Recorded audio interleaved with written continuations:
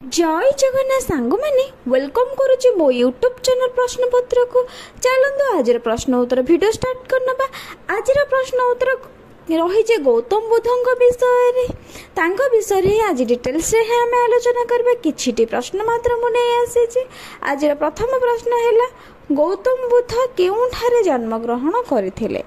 गौतम बुद्ध केउठारे जन्म ग्रहण करथिले।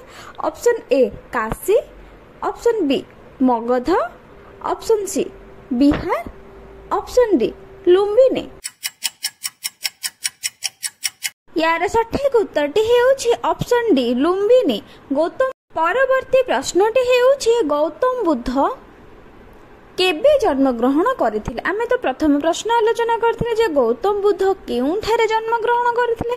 तो ता पूर्व मु कहि रखि जे गौतम बुद्ध केबे जन्म ग्रहण करथिले ना। ऑप्शन ए ख्रीष्टपूर्व 560, ऑप्शन बी ख्रीष्टपूर्व 566, ऑप्शन सी ख्रीष्टपूर्व 570, ऑप्शन डी ख्रीष्टपूर्व 580।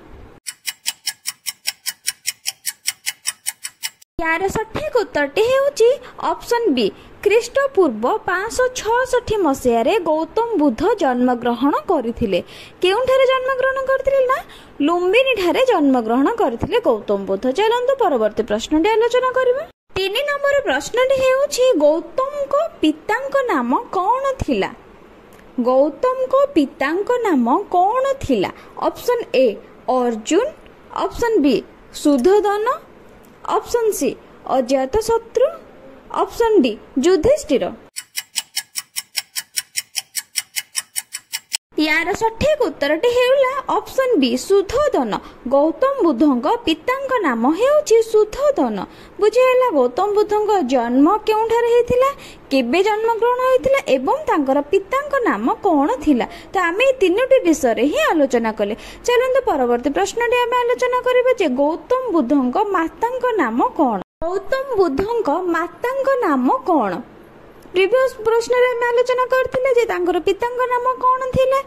एबे चलंतु आलोचना करबा कि गौतम बुद्धंक मातांक नाम कोन। Option A Mayawati, option B Maya Devi, option C Rohini, option D Parvati.